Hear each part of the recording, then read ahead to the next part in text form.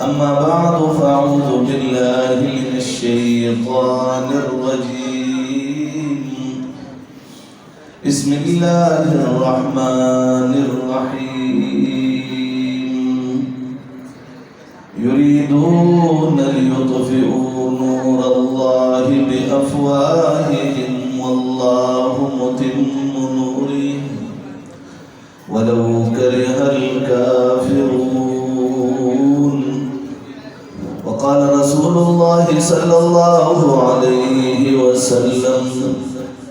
إن الله يرفع بهذا الكتاب أقواما ويضع به آخرين، أو كما قال النبي صلى الله عليه وسلم. صدق الله مولانا العظيم وصدق رسوله النبي الكريم، ونحن على ذلك لمن الشاهدين والشاكرين والحمد لله رب العالمين. جناب صدر مجلس ډېر انتهایی معزز مکرم صاحب قدر علماء کرام، مفتیان عظام او په دې موقع باندې موجود د علاقې او د کلي ډېر غیرتمندو پښتنو مسلمانانو ورونو، نن ستاسو د مدرسه او د جامع مسجد کې د خالق ارض و سما اخیر کتاب چې په جناب محمد رسول الله صلی الله علیه وسلم باندې نازل شوی دی، نن ستاسو یویش الکانو، ستاسو ماشومانو چې د چا د بچو حیثیت لري، هغوی د چا د رونو حیثیت لري، د چا د تره زامنو، د چا د ماما زوی، د چا د ترور زوی، بهرحال یویش کسانو قرآن کریم دا تکمیل ته رسولی دی. او بیا په کوم دور کې چې هغه پنځلسمه صدی ده چې هر طرف نه د کفر د الحاد د هغې تیاري دي، هر طرف نه ټوله دنیا په دې باندې اخته ده، دنیا کفر ټول په دې حالاتو باندې اخته ده چې په څه طریقه باندې د مسلمان د زړه نه د الله د کتاب او د جناب محمد رسول الله صلی الله علیه وسلم د عظمت د وقار دا ختم شي. په دغه حالاتو کې امت مسلمه په دې وخت کې هغه د دارالعلوم دیوبند چې په 1867 کې د هغې بنیاد کېښودلی شوی، په کومو حالاتو کې چې د انګریز سامراج سره مقابله چالو وه،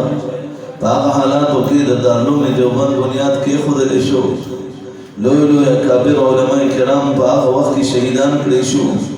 د دارالعلوم دیوبند د بنیاد کېښودلو نه مخکې په 1857 کې 9 کاله مخکې د وطن په طول و عرض کې 10 لاک علماء کرام دا د خنزیر په څرمنو کې بند شو، دا اوس وځولی شو. د دهلي نه واخلې تر خیبره پورې په هرې ونې پورې یو عالم ځوړند کړی شو. ټامسن یو انګریز مورخ دی، هغه اعلان کوي چې دلی سے لے کر خیبر تک میں نے ایسا کوئی درخت دیکھا نہیں جس پر کسی عالم کو لٹکایا نہ لیا ہو. په دې حالاتو کې اکابر علماء دیوبند دا چالو دي چې په کومه طریقه باندې د انګریز مقابله وشي. د یو مدرسې بنیاد یې کېښودو د دیوبند په سرزمین باندې. حاجي عبید حسین په هغه زمانه کې رحمه الله یو سړی دی، لومړنۍ چنده هغه کوي. حضرت مولانا شیخ محمود الحسن رحمه الله تعالی وایي چې لومړنۍ د چندې روپۍ چې کومه ایښې وه په هغې کې په خپله باندې قاسم نانوتوي رحمه الله ایښې وه. او په دغه وخت کې قاسم نانوتوي رحمه الله د انګریز د سامراج نه مغرور هم و. 15 کاله د کرسم پرسۍ په حالاتو کې د وطن په چپه چپه باندې ګرځېدلی دی. په هر ځای کې د انګریز سره مقابله هم کړې ده. د شاملي د میدان قلعه یې د انګریز نه اخیستې ده، او د شاملي په قلعه کې چې څومره انګریزانو هغې ټول مردار کړي دي. په دغه حالاتو کې سلسله را روانه وه، دارالعلوم دیوبند ته راغله. د دارالعلوم دیوبند نه سلسله خورېده. نن الحمدلله زما او ستا په وطن کې صرف پاکستان کې 20,000 مدرسې الحمدلله دا صرف د د اهل دیوبند هغه مدرسې دي چې د وفاق المدارس العربیه پاکستان سره رجسټرډ دي. دغه ټولو مدرسو کې نن قرآن او سنت بیانېږي. بیا زما عزیزانو نن چې څنګه ستاسو په دې مدرسه کې یویشت ماشومانو قرآن کریم ویلی دی، نو زمونږ او ستاسو په وطن کې په دې یو کال کې د 30 لاک نه واخلې تر 40 لاک پورې هلکانو جنکو قرآن کریم په ناظره باندې ختم کړی دی، او تقریبا د 2 لاک نه واخلې تر 3 لاک پورې کسانو په دې یو کال کې قرآن کریم په یاد باندې صرف د اهل دیوبند مدرسو کې یاد کړی دی. د وفاق المدارس العربیه پاکستان د لاندې په دې کال کې چې چا امتحان ورکړی دی او په دې کال کې قرآن هم یاد کړی دی، د هغو تعداد تقریبا کم 74,000 کسان صرف دغه دي. بیا د دې نه علاوه که چېرې مخکې لاړ شي څه کال د وفاق المدارس العربیه پاکستان د لاندې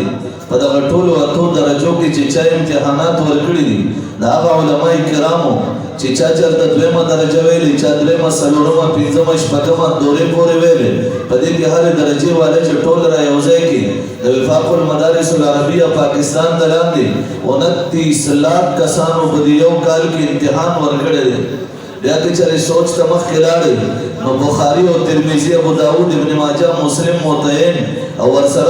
ورسره د حدیثو دا ټول کتابونه چې چا ختم کړل هلکانو جنکو، نو څه کال ستا په وطن کې چې د وفاق د لاندې امتحان هم ورکړی دی او هغوی ته هلکانو ته پګړۍ ورپه سر شوي دي، جنکو ته چادرپوشي شوې ده، د هغو تعداد د 55,000 نه واخلې تر 60,000 پورې دی.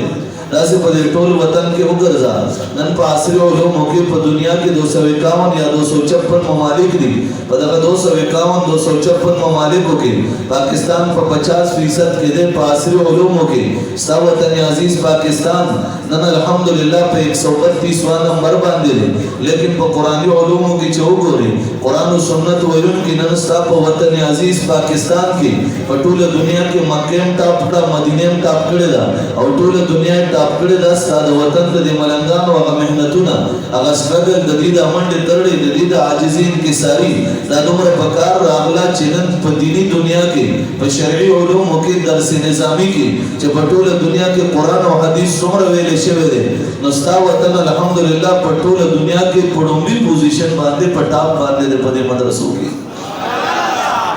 ډېره عجیبه خبره عزیزانو تاسو ته وکړم، زمونږ په وطن کې څومره سکولونه، کالجز او څومره یونیورسټۍ دي، د دې ټولو خرچه د 1947 نه واخلې تر اوسه پورې د دې ته چې کومه ځمکه الاټ کېږي ګورمنټ ورکوي، په هغې باندې کسټم شپ کېږي ګورمنټ یې کوي، په هغې کې بیا څومره تنخواګانې ورکېږي ګورمنټ یې کوي. که د یو پروفیسر یا لیکچرر تنخواه 2 لاک ده، که 3 لاک ده، که 4 لاک ده، که د رجسټرار دغسې تنخواه ده، دا ټوله تقریبا ګورمنټ ورکوي. که هغې کې کلاس 4 دي تنخواه یې ګورمنټ ورکوي، د هغې د بجلی بل ګورمنټ ورکوي، د هغې د ګیس بل ګورمنټ ورکوي، د هغې چې څومره ضروریات دي هغه ټول ګورمنټ کوي، مینټیننس څومره راځي هغه ګورمنټ کوي. لیکن ستا په وطن کې څومره مدرسې دي، د دغه ټولو مدرسو مینټیننس دی، یا دوی له ځمکه ورکول دي، یا ستا په وطن کې جوماتونه دي هغې له ځمکه ورکول دي، یا د هغې کنسټرکشن دی د هغه کول دي، یا د هغې نه بعد په هغې کې طلباو ته لنګر جاري شوی دی، هغه لنګر روټۍ خوراک ورکول، یا د ګیس بجلی بل ورکول، یا د اساتذو تنخواګانې لږې دي که ډېرې دي خو ورکول. الحمدلله دا ټول د وطن عوام ورکوي شي. وایي سبحان الله.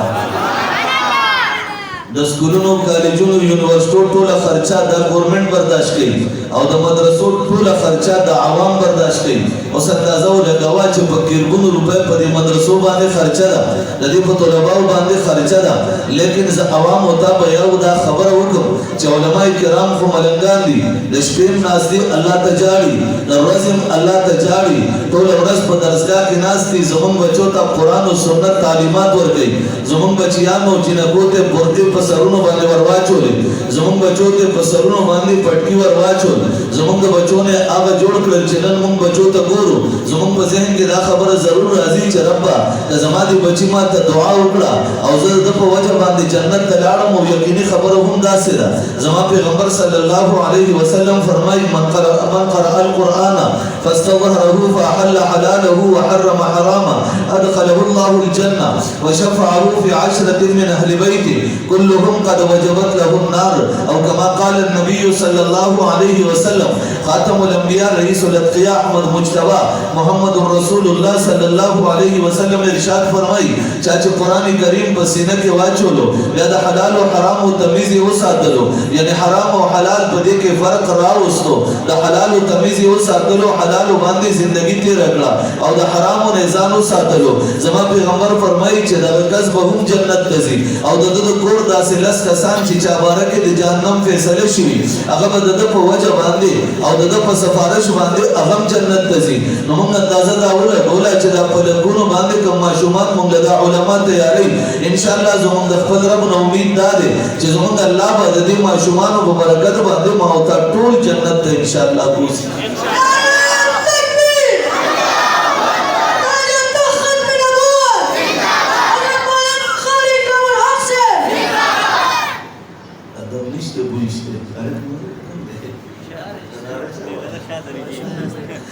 خیر بہرحال معززانو دا خبرم کوله ټوله دنیا کفر دی پسې لګېدلې ده ټوله دنیا کفر وایي چې په دې خلکو کې د دین دا تمیز ختم شي نن زه ګورم د یونیورسټۍ هغه سټوډنټ د کالج او د سکول هغه هلکان چې هغوی به علما ولیدل نو سر به یې په ټولو په بل طرف به وتل لیکن نن هغه د یونیورسټۍ د کالج او د سکول هلکان قسم دی زموږ د مدرسو د هلکانو نه ړومبني په دین باندې او زما په پیغمبر باندې سر شیندلو ته تیار دي نن د یونیورسټۍ هغه سټوډنټان په قرآن باندې سر شیندلو ته تیار دي نن د یونیورسټۍ او د کالج هغه سټوډنټان په کوم ځای کې علما کرام ویني په لاره باندې هر ځای کې ګوري د ادب او احترام هغه تقاضي ملحوظ نظر ږدي او هغه ټول علما کرامو له راضي او دوی ته وایي موږ ته دعا وکړئ رامنډه وهي زه به د علما کرامو سره لاس څنګه میلاو کړم دیو ما ته دعا څنګه وکړي هغه زما د الله هغه فرمان دی قرآن کریم کې زما رب فرمایي یریدون لیطفئوا نور الله بافواههم والله متم نوره ولو كره الكافرون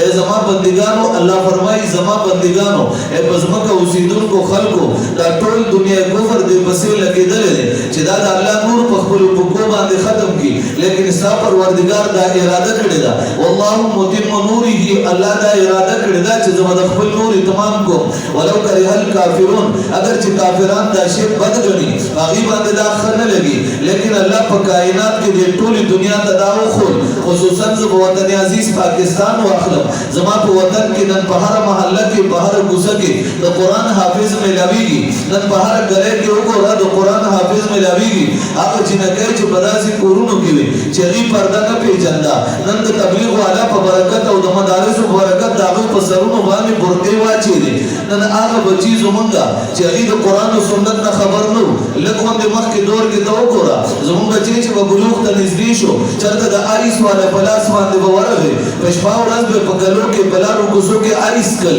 زمونږ ماشومان به لاړل چېرته د اجرتیانو په لاس باندې به ورغلل د اجرت چلونه به ورته ښول زمونږ ماشومان به په لارو کوڅو کې ناستو خلک به کوڅې له راغلل او دا اعلان به یې کولو چې ستا بچي ما ته دا رشوتې وکړې ما یې کپړې ګنده کړې ستا بچي په لاره کې زه به کاڼې باندې وویشتم ستا بچي سره لینده په لاس کې وه کاڼې ویشتو زما بچی په سترګه باندې په کاڼې باندې لګېدلی دی هر سړی به ګیلې د ما له را روان و لیکن نن الحمدلله هغه بچی دې پلارانو راپاڅولو مدرسې ته راوستو استاجي ته کېنولو نن زما هغه بچی الحمدلله زما امید د رب نه دا دی چې دی به زما د الله په دربار کې ولاړي ما دپاره بجن کوي تا دپاره بجن کوي دی به الله ته عرض کوي چې پروردګاره تا راله دنیا کې اجازت راکړو ستا محبوب پیغمبر راته ویلو چې ستا په سفارش به لس کسان جنت ته بوځي الله اے الله زما دپاره څه فیصله ده الله به ورله جواب ورکړي ما ينطق عن الهوى إن هو إلا وحي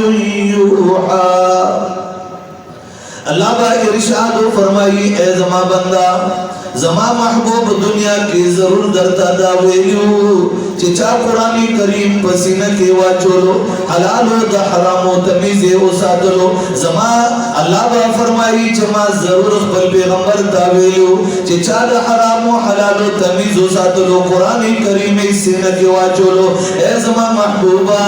دغا کسان بم جنت تبوزم او دا کور دا سے لس کسان با بم جنت تبوزم اللہ با فرمائی اے زما زما بندا لاړشا زما محبوب د ځان نه خبر نه وکړي بلکې زما محبوب چې سفر مې عرشی برینا وحی راغلی و لاړشا تیارې وکا چې څوک څوک جنت ته بوتلل غواړي هغه ټول جنت ته بوزا